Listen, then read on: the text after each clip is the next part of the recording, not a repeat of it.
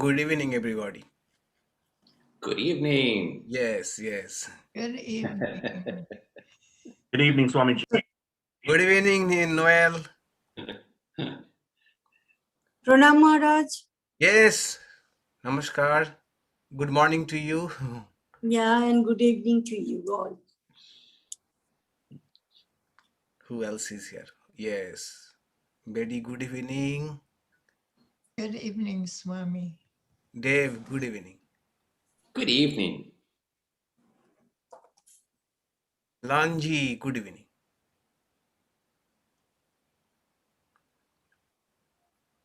Suresh ji, good evening. Namaste, Namaste, Swamiji.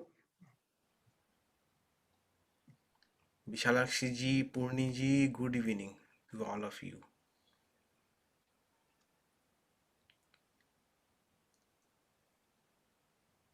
Vijaya ji, good evening. Mrs. Johnson, good evening. Good evening, Swami. Gunamai, good evening. Good evening. Devanjali, good morning. Good morning, good evening to you. All right, so we are good to start. 6. All right.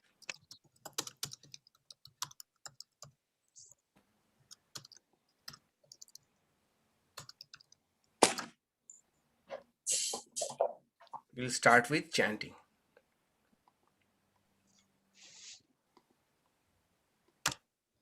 So today's is chant 5 and 6. Okay.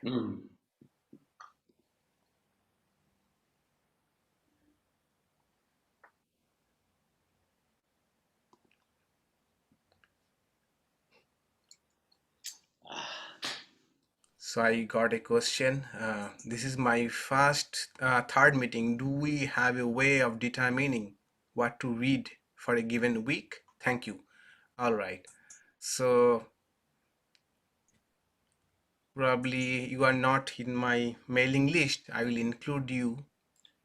I send after the class, after 2-3 days of the class, I send class notes and also the recording of the class. That is the task. Go through the class notes once again. I'll send it to you. Thank you. Yes.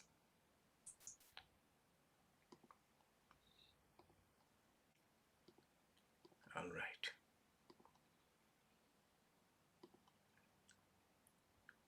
Peace chants 5.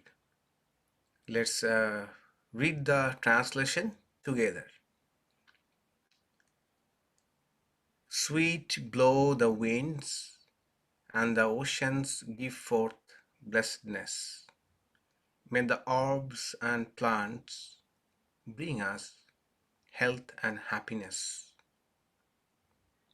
Sweet unto us be the nights and dawns. May every particle of Mother Earth be charged with blessing. May the heavens shower us with benediction. Sweet unto us be the noble forest trees. Sweet unto us be the shining sun. Sweet unto us be all living creation. Om, peace, peace, peace be unto all.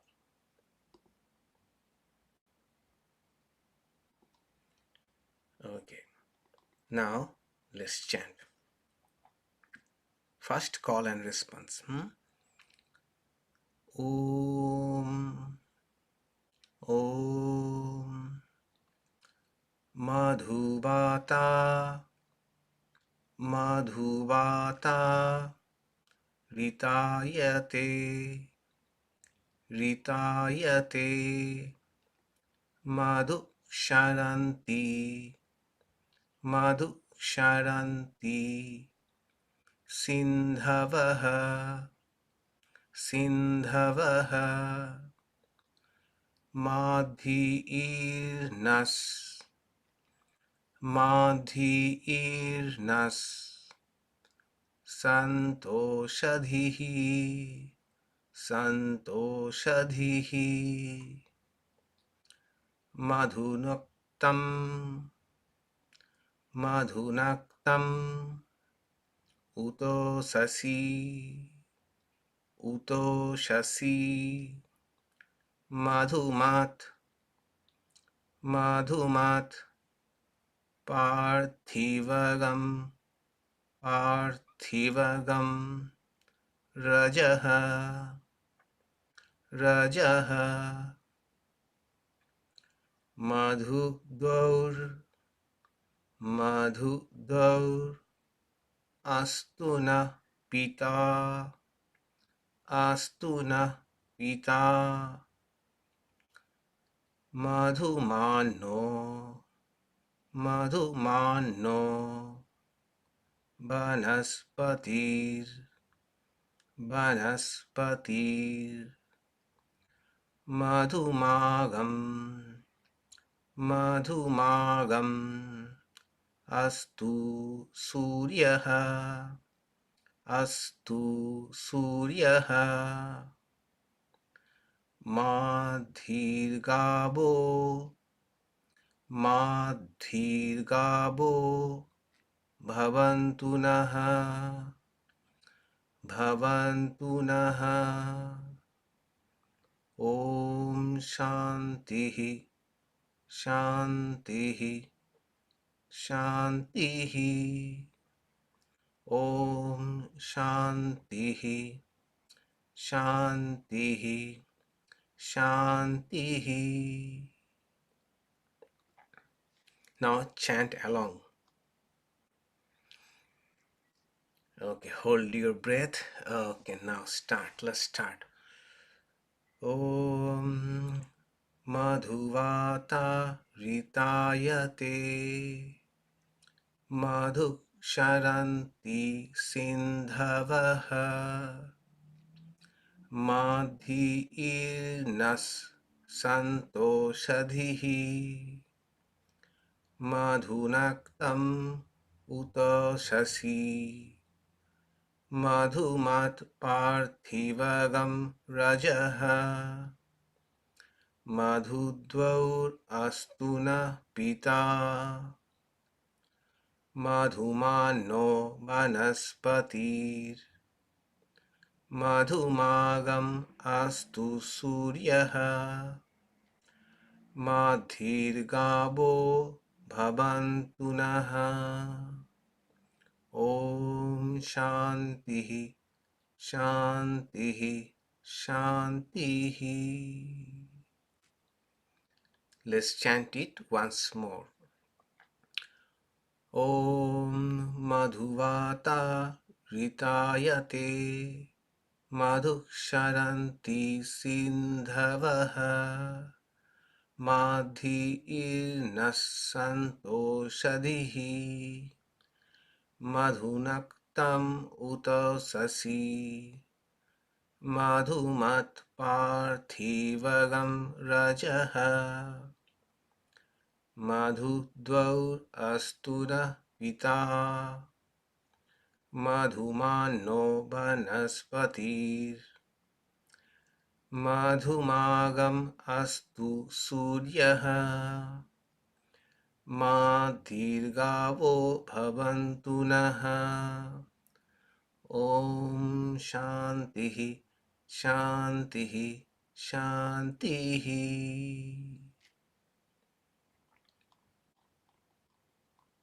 Please chant 6. We shall read translation together.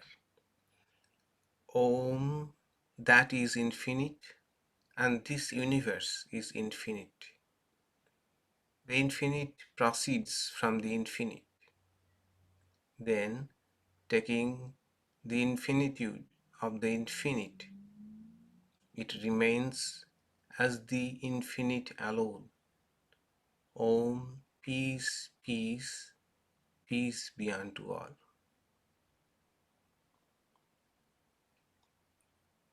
Om. Om. Purnamadaha. Purnamadaha. Purnamidam. Purnamidam. Purnat. Purnat. Purnam. Purnam.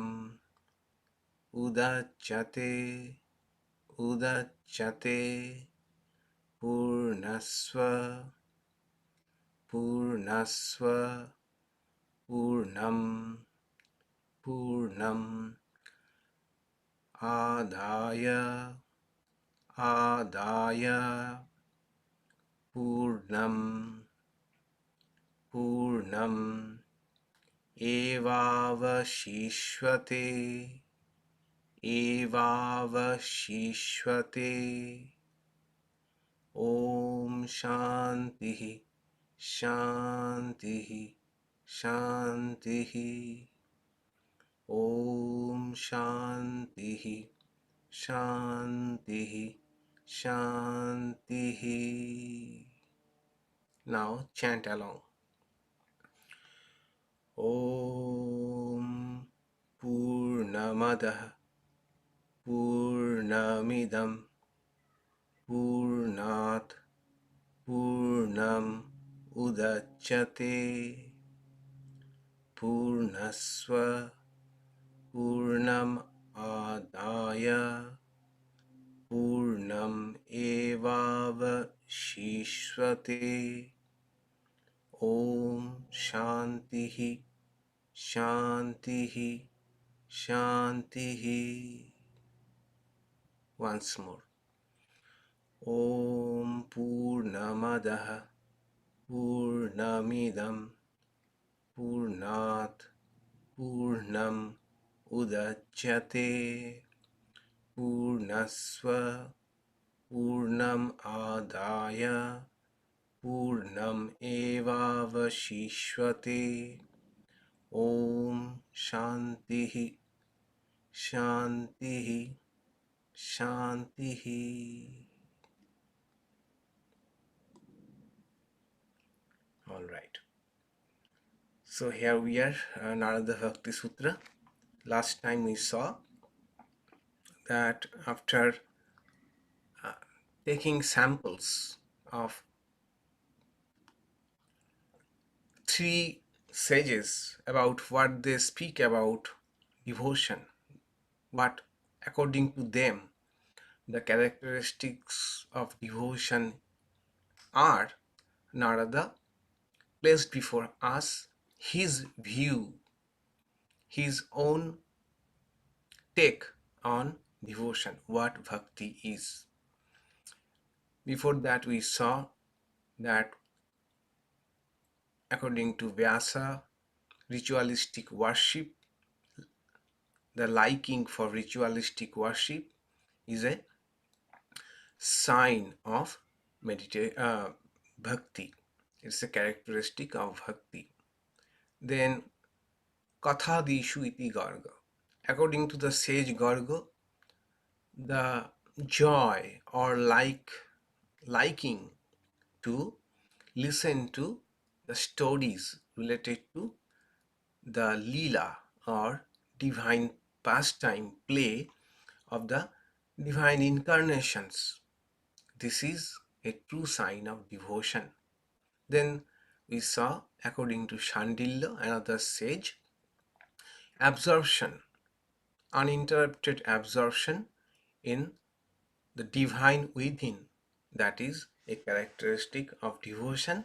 And Narada said that according to him, Tadaripita akhilo acharata tad vismarane vyakulata cha.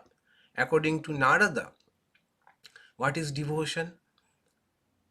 Devotional surrender of all activities to God and feeling extreme anguish if God is forgotten even for a moment.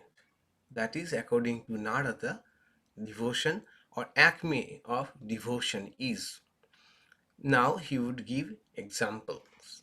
So today we shall look up aphorism 20 and 21.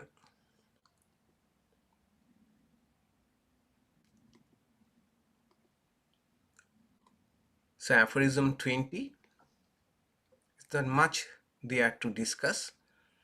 Asti evam evam. That is, asti evam evam.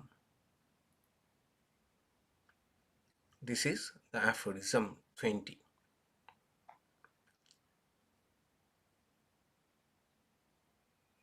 Let's chant it together.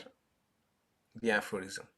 Asti evam evam. Asti means there is.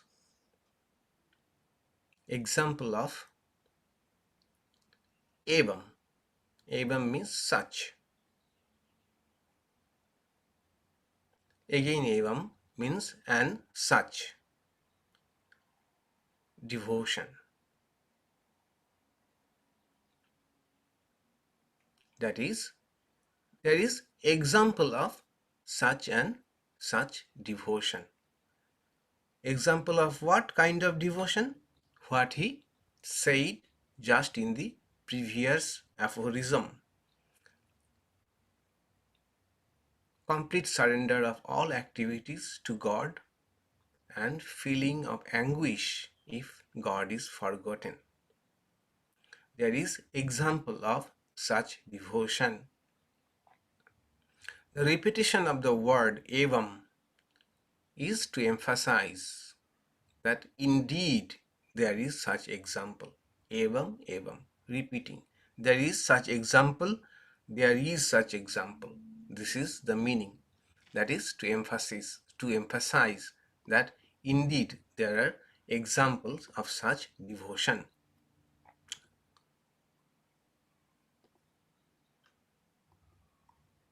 So there are example in like many great devotees like Mirabai, another great devotee.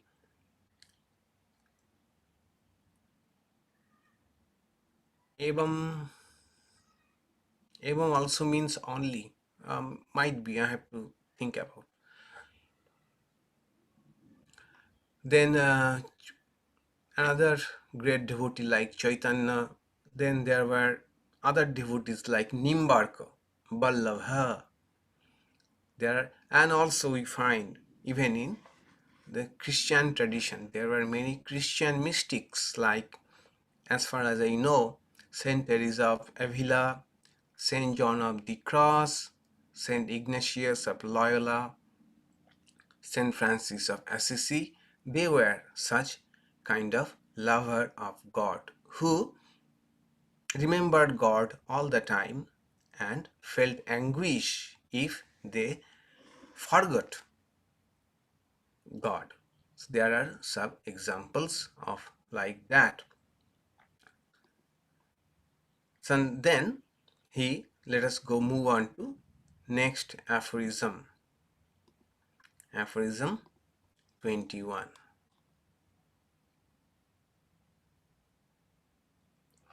There are examples such and such. Yatha Braja Gopika Nam. Yatha Braja Gopika Nam.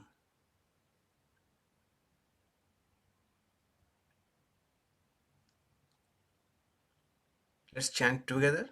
Yatha Braja Gopika Nam. Yatha means just as was exemplified Braja Gopikanam by the gopis of Braja. So the meaning of the aphorism is just as was exemplified by the gopis of Braja.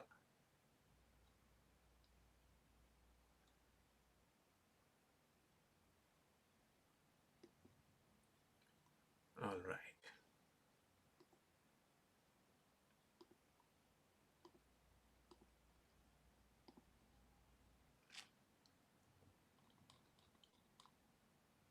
So among many examples, Narada chooses the example of the gopis of the Vrindavan.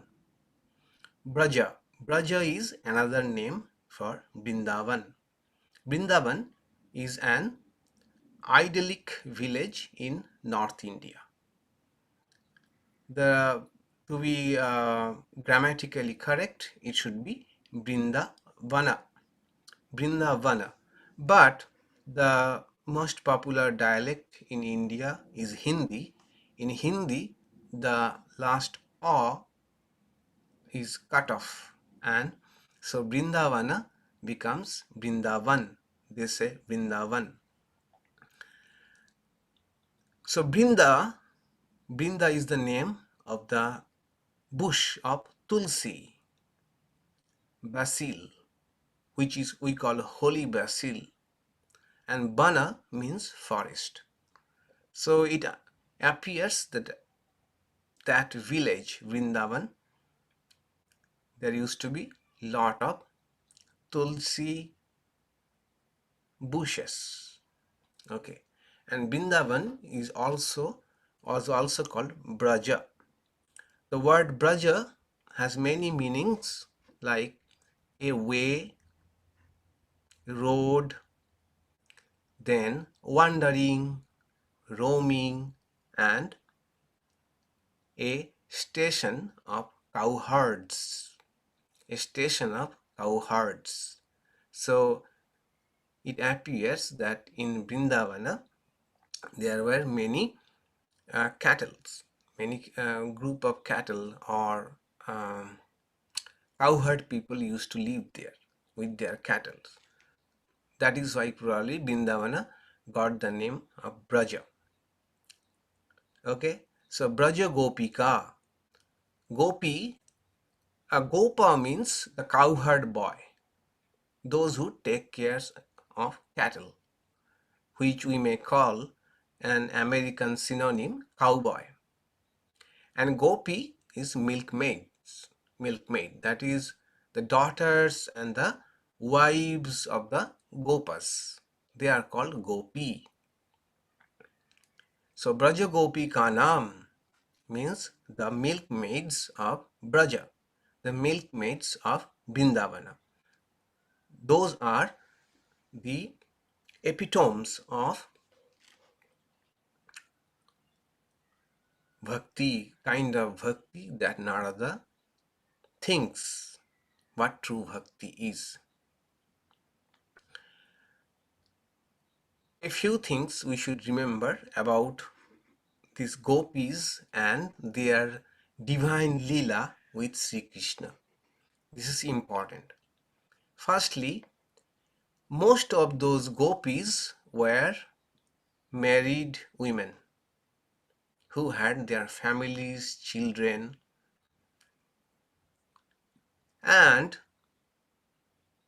they used to have their divine lila with Sri Krishna collectively, not one on one. So all of them used to come to Sri Krishna together, being charmed by Sri Krishna's personality, by being attracted by Sri Krishna's personality. And they were enchanted by Sri Krishna from Sri Krishna's very childhood, when he was a toddler. And very important, Sri Krishna's Leela, divine Leela, this relationship with the gopis continued till Sri Krishna was only 8 years old. At the age of 8, he left Vrindavana and never returned. The gopis were attracted to Sri Krishna for his, I would say, he was a very attractive child, a chubby child. Then he was a prankster. He used to do a lot of mischief, like he used to steal butter from the houses of the milkmaids. And he was also a master flute player, which attracted the gopis most. There is no doubt there was a charisma in Sri Krishna from his very childhood. But there was something extraordinary in that attraction. And that attraction, as we find, gopis themselves are surprised why they are attracted so much to this child Sri Krishna. Because they too have their own children. But they were especially attracted to Sri Krishna. And according to Bhagavatam, this is a divine attraction. And gradually their love for Krishna assumed the shape of intense divine love. They, all the time, they used to think of Sri Krishna. When they churned the curd, when they took water from the well, they sang Sri Krishna's praise. They remembered him when they took food and at all times. In other words, according to Bhagavatam, their mind was imbued with the thought of Sri Krishna. It is called Krishna Maya, as if all the time they are incessantly thinking of Sri Krishna. The 10th chapter of Bhagavatam speaks about Sri Krishna's life. It is called the crux of Bhagavatam, the 10th book of Bhagavatam. And in this 10th book, there are many chapters. Maybe I forgot, maybe 40 or 45 chapters. But the 5 chapters among them they are said to be the cream of Bhagavata, where Rasa Leela is described. The devotional fervor Krishna created in the gopis were best exemplified by the Rasa Leela dance, wherein each of the hundreds of gopis perceived that this 8-year-old Krishna was dancing with them, with each of them. So this Rasa Leela, 10th book of Bhagavatam, chapter 29 to 33, they consist of Rasa Leela. What is this Rasa Leela? Rasa Leela is the, we may say, culmination of the Leela, the divine relationship between Sri Krishna and the this milkmaid woman. On the Rasa Leela took place on the full moon day of fall, autumn or fall, and Sri Krishna at midnight started playing flute. And whenever Sri Krishna used to play flute, the gopis used to go crazy. They wanted to run. So that time also, when Sri Krishna played the flute, the gopis forgot all about their homes, their husbands, their children and parents. Their hearts melted in Lord Krishna, the Supreme Soul. And they all, at that dead of night, and it was a forest, they risked everything and ran to Sri Krishna. Sri Krishna too did something mischievous. Sri Krishna first tested them. They said, at this midnight, you have come all the women, it is not good. You should go back to your respective homes. But the gopis did not go back. Then Sri Krishna started dancing with them. And this is Sri Krishna felt that was in the heart longing. That was the longing of the gopis, that Sri Krishna dance with them. As the culmination of their loving relationship. And while dancing, the gopis felt proud about them. That thinking, each of them started thinking, Sri Krishna probably loves me the most. And when such thoughts entered in their mind, Sri Krishna suddenly disappeared. They could not find Sri Krishna. Gopis felt extreme anguish. They called out, Sri Krishna, please come back, where have you gone? Sri Krishna does not come back. Then, in that extreme anguish, they started asking the trees, the plants, the herbs, that whether they have seen Sri Krishna. The pain of separation was unbearable for the gopis, and it drove their minds into a fever pitch, wherein their every thought was only about Sri Krishna. Then, with their longing and when they were so much in pain for not seeing Sri Krishna suddenly appeared in the scene again, and then he started dancing with them. Remember, it is 8-year-old Sri Krishna, and this is something mysterious, that it said that Sri Krishna multiplied himself into, so that he could, each gopi had one Sri Krishna with them. And during this dance, the gopis saw only Krishna, within, without, around, and everywhere. They slowly started seeing Sri Krishna everywhere, in the trees, in the river, in the mountain, in sky, in all people, all animal, even in their own selves. And that was, they say, the purpose of Sri Krishna's Rasa Leela. This is what Sri Krishna had intended to bring about within them. What? That try to see God everywhere. Try to see God everywhere, not only in the physical presence of Sri Krishna.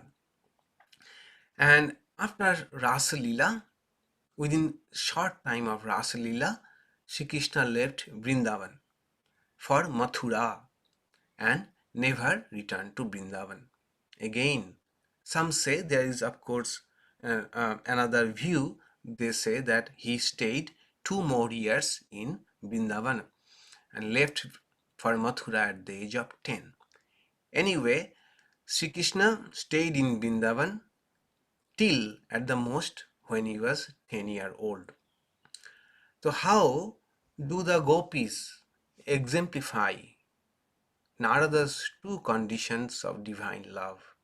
Narada's 2 conditions of divine love is Tadarpita Akhila Acharata, dedicating all actions unto God, devotional surrender. We find examples in Bhagavatam. In 10th book, chapter 44, verse 15, the women of Mathura, where Sri Krishna went from Vrindavan, they speak about the gopis of Vrindavan. What do they say?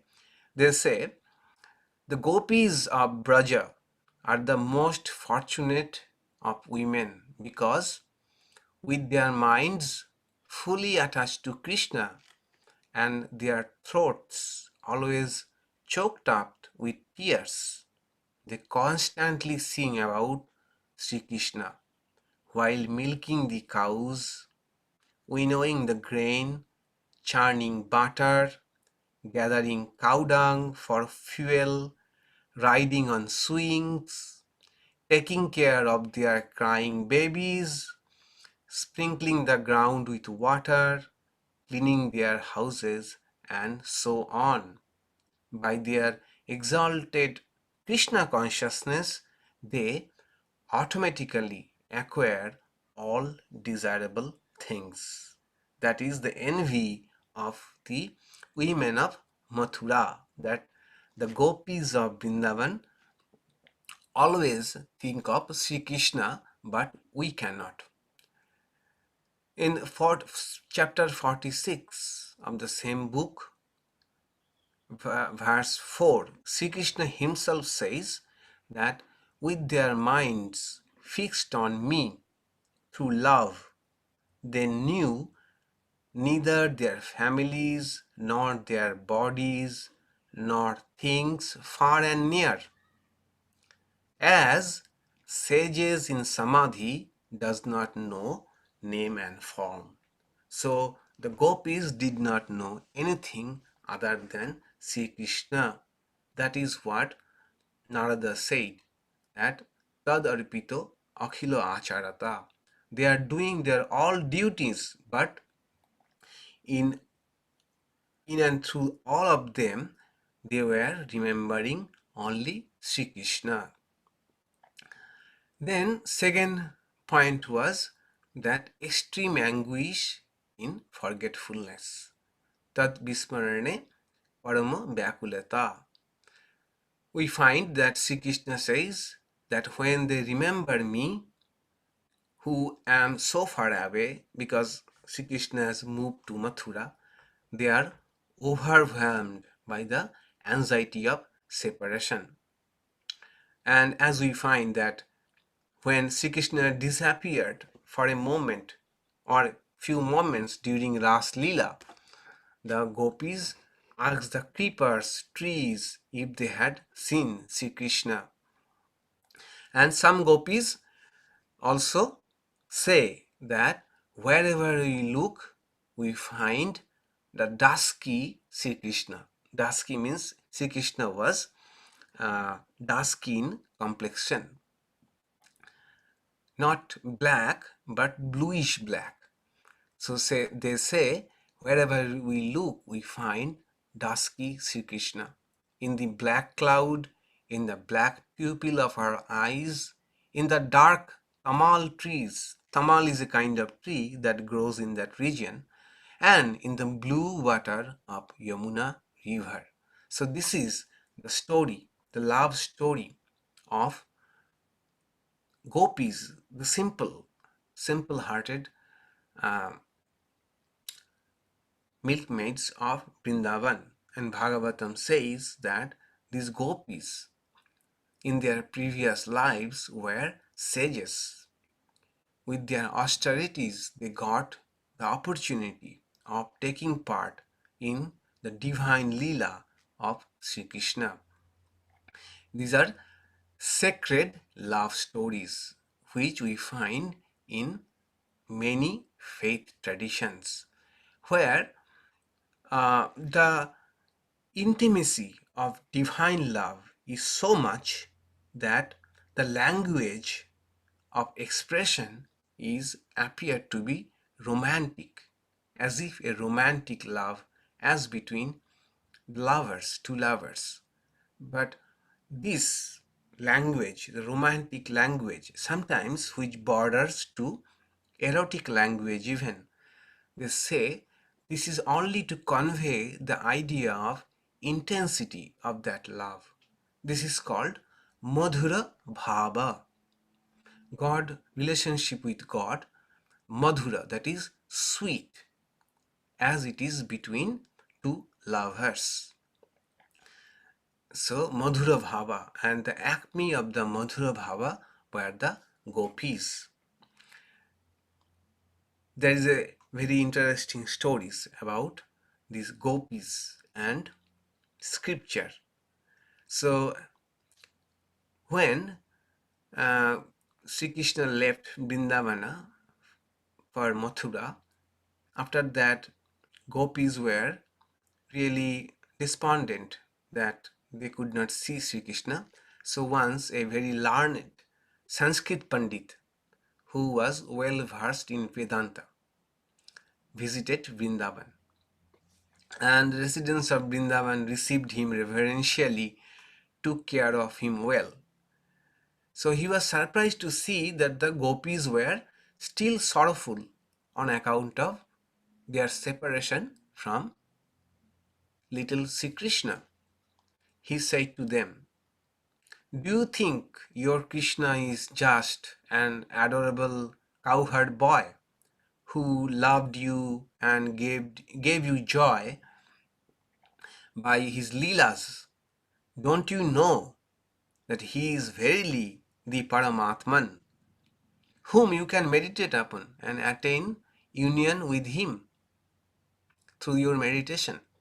Why do you cling to his worldly Maya and waste your time still lamenting about his separation?" Then he noticed that the gopis showed no interest in knowing that Sri Krishna was Paramatman, the universal God, universal spirit, who is beyond name and form, who is present everywhere, as we find in Vedanta. Then the Pandit felt that this teaching those rustic villagers with a little of the essence of Vedanta would make them understand spirituality better and relieve them from the sorrow of sentimental attachment and longing to Sri Krishna's living form. So he started conducting a discourse on Vedanta. So this gets interesting from now. Then he explained, only God as all-pervading Brahman is real. All his creations are Maya and illusory. Only the God is real, the ornaments are illusory, and only the gold is real. Brahman and Maya are like mortar and pestle. The Brahman is unmoving like the mortar, and Maya is like the pestle that moves. When you walk in a dimly lit night, you may get scared by seeing a rope, taking it to be a snake. Only the rope is real, snake is not. So all the examples of Vedanta to prove the point that Brahman is real and the world is illusory, the world is temporary, moving, changing. So think of Brahman. As the Pandit said all those things, explaining like this, he noticed that the gopis started crying. So he was taken aback. He said, "Why are you crying? Are these philosophies too complicated for you to grasp?" The gopis said, "No, no, not really.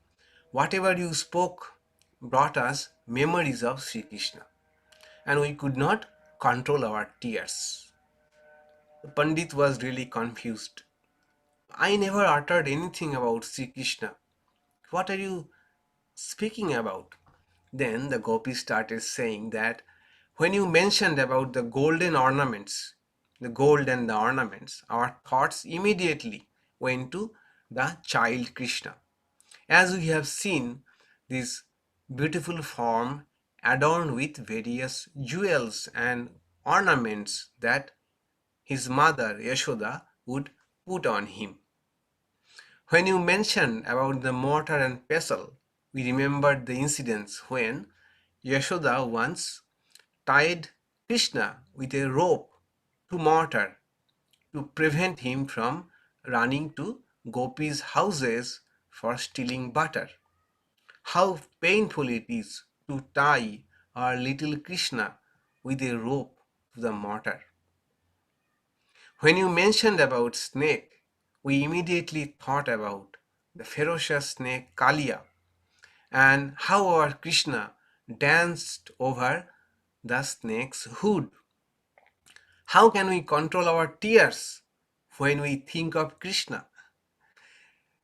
The Pandit then became speechless, seeing the gopis' single-pointed devotion and uninterrupted remembrance of Krishna.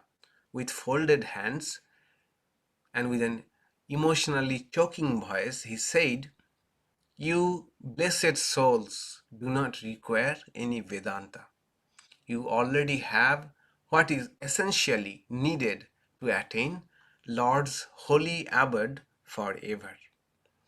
So this is Gopi's relationship with Sri Krishna, and indeed it is very difficult for us to understand or even imagine how this divine love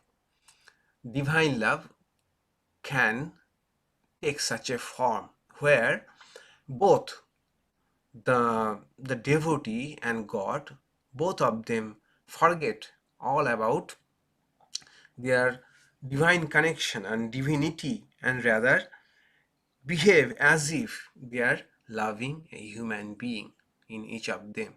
But amidst all of this, the devotees know that our object of love is none but divine incarnation, but that does not remain uppermost in their mind. That is the beauty of Leela. Otherwise, Leela is not possible at all. That will be that is also the question, that was the question of King Parikshit, who was listening to this. I mean, this was Bhagavatam is nothing but the narration of all these divine incarnations by a sage called Shuka to Parikshit. Parikshit was a king and who was in waiting for his imminent death, and he thought what is the best way to prepare for death. Then Shuka started telling him all these Leela. So Parikshit asked this question also, that did the gopis really connect with Sri Krishna as God, or just it is just another form of human love that we see, regular love between human beings? This doubt was raised by Parikshit too.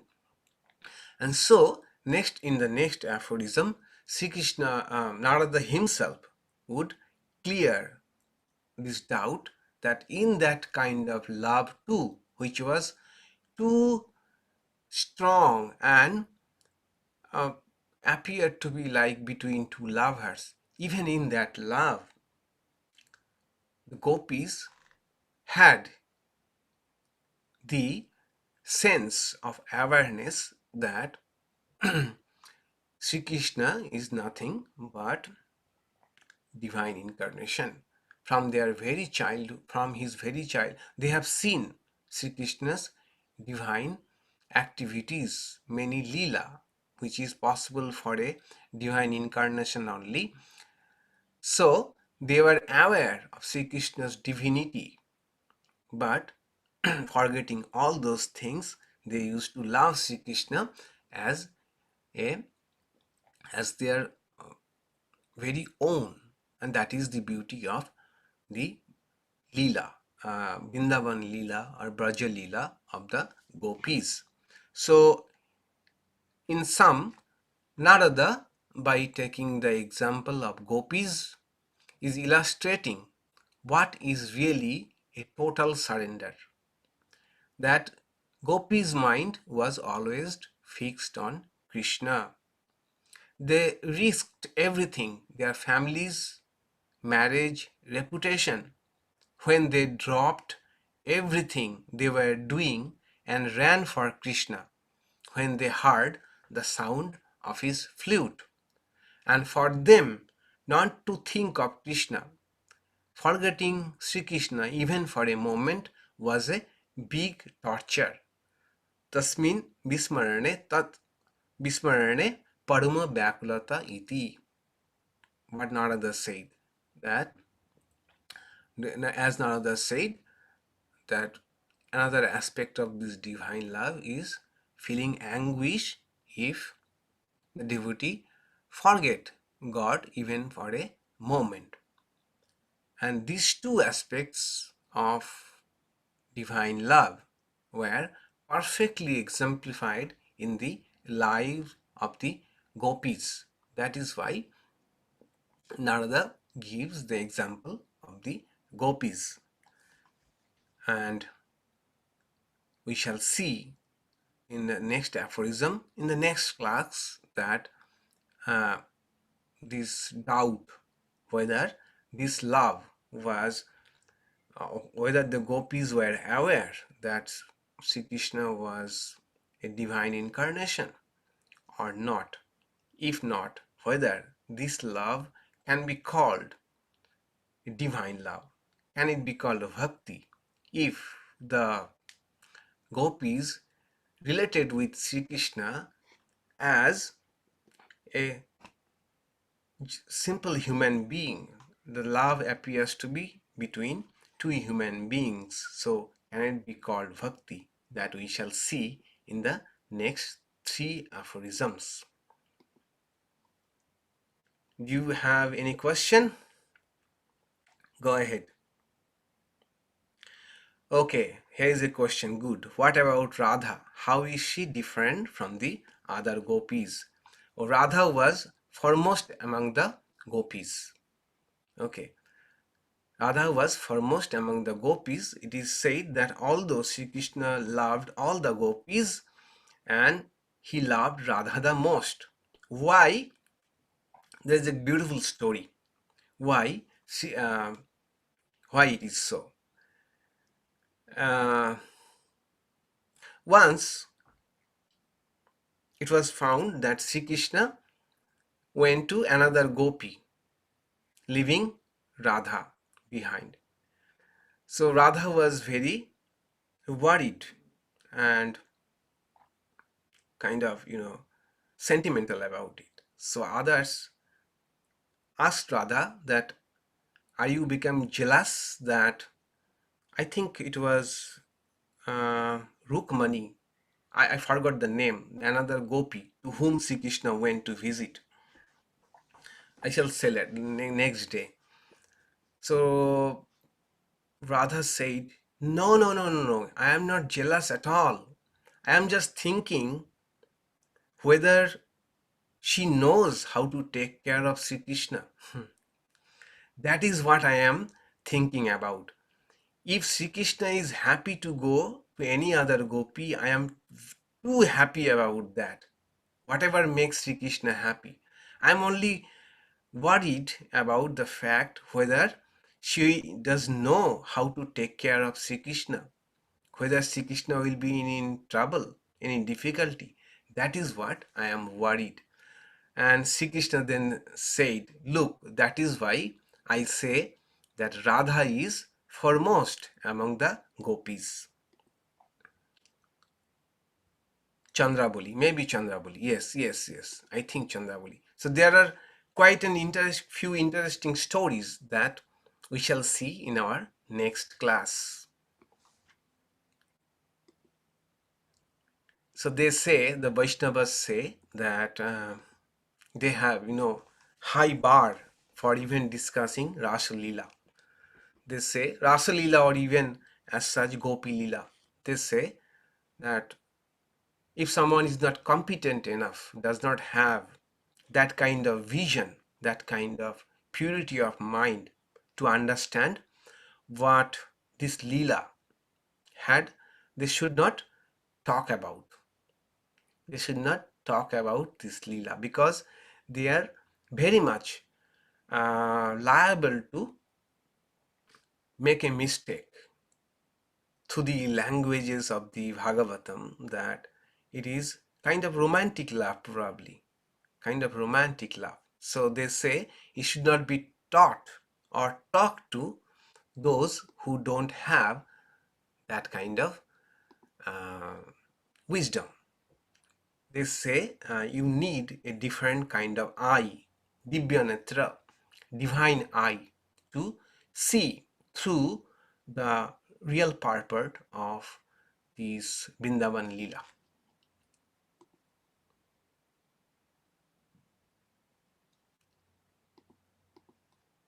Any other question?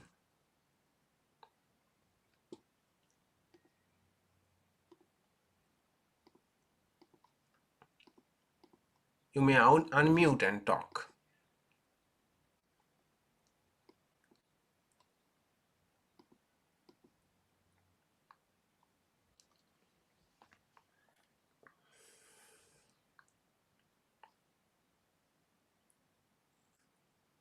All right.